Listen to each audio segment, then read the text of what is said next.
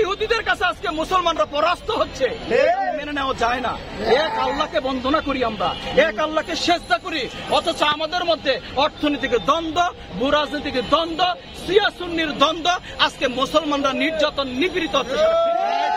মোদী সরকার মুসলমানদের বিরুদ্ধে ভারতীয় হিন্দুদের আগ্রাসন বিরোধী মনোভাবকে চাঙ্গা করার জন্য সেই নাটক মঞ্চস্থ করেছে। ভারতের অধ্যুষিত জম্মু কাশ্মীরে 28 জন করেছে তারা।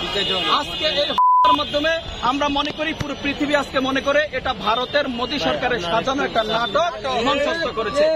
এর মাধ্যমে মোদী সরকার মুসলমানদের বিরুদ্ধে ভারতীয় হিন্দুদের আগ্রাসন বিরোধী মনোভাবকে চাঙ্গা করার জন্য সেই নাটক মঞ্চস্থ করেছে। পৃথিবী আজকে জানে, নিশ্চয়ই আপনারা জানেন যে ইতিমধ্যে ভারতে মুসলমানদের উপরে হচ্ছে, মসজিদে আঘাত হচ্ছে, উপরে দাঁড়িয়ে হোলি খেলা খেলছে পুরো পৃথিবী। আজকে 200 কোটি মুসলমান, আমরা 1.5 কোটি ইহুদিদের কাছে আজকে মুসলমানরা পরাস্ত হচ্ছে, মেনে নেওয়া যায় না। এক আল্লাহকে বন্দনা করি আমরা, এক আল্লাহকে সেজদা করি, অথচ আমাদের মধ্যে অর্থনৈতিক দ্বন্দ্ব, ভূরাজনৈতিক দ্বন্দ্ব, শিয়া সুন্নির দ্বন্দ্ব, আজকে মুসলমানরা নির্যাতন নিপীড়িত হচ্ছে। বলতে চাই 200 কোটি মুসলমান এক আল্লাহ আমাদের বন্দনা করি, সেজদা করি, তাহলে আমাদের এক ঐক্য যদি না থাকে, আজকে যাতে যে গণ ইসরায়েলের মাত্র 1.5 কোটি, মাত্র পুরো পৃথিবীতে 1.5 কোটি আজকে পুরো স্তব্ধ করে দিচ্ছে, নিচ্ছিন্ন করে দিচ্ছে। আমরা বলতে চাই, আমরা মুসলমানরা যদি জেগে না উঠি, আজকে ভারতের যে আগ্রাসন তৈরি করছে তার প্রত্যেকটা প্রতিবেশী রাষ্ট্রের বিরুদ্ধে, পৃথিবীতে এমন কোন রাষ্ট্র নেই তার প্রতিবেশী যা তার প্রতি তার কেউ সমর্থন নেই। ভারত একমাত্র রাষ্ট্র, তার কোন প্রতিবেশী তাদের পছন্দ করে না। প্রত্যেকটা প্রতিবেশী রাষ্ট্র, ভারতে 20 কোটি মুসলমান আছে, বাংলাদেশে 20 কোটি মুসলমান আছে, পাকিস্তানে 25 কোটি মুসলমান আছে, আপনার শ্রীলঙ্কাতে আছে, মায়ানমারে আছে। আমরা যদি জেগে উঠি, এই ভারতের এই আগ্রাসনের বিরুদ্ধে রুখে দাঁড়াতে আমরা প্রস্তুত আছি।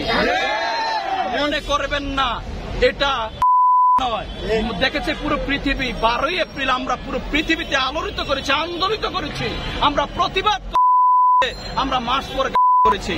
আমাদের মাত্র 1 ফুট দূরে ভারতের অবস্থান। এদেশের 20 কোটি মুসলমান ঠিকই কিন্তু জিহাদের জন্য রওনা দিবে। বন্ধ করুন।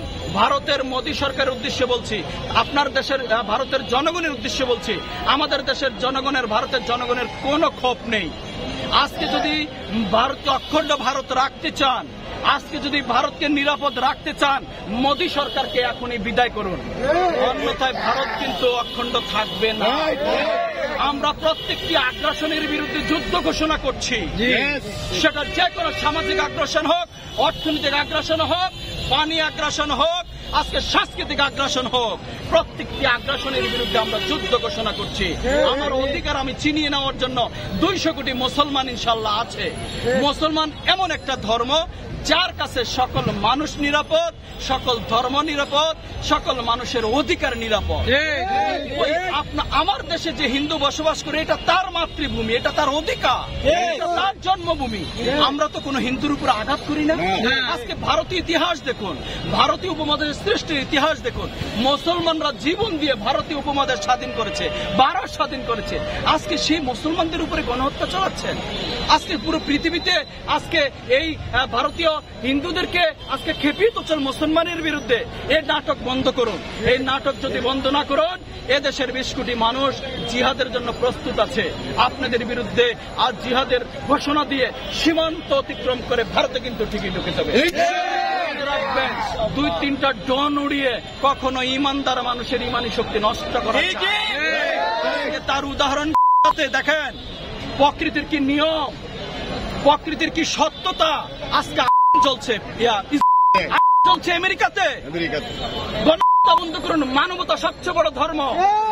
কোন ধর্ম এটা বড় কথা নয়, একজন মানুষ, এই মানবতাই তো পৃথিবীতে সবচেয়ে বড় ধর্ম, তাই না?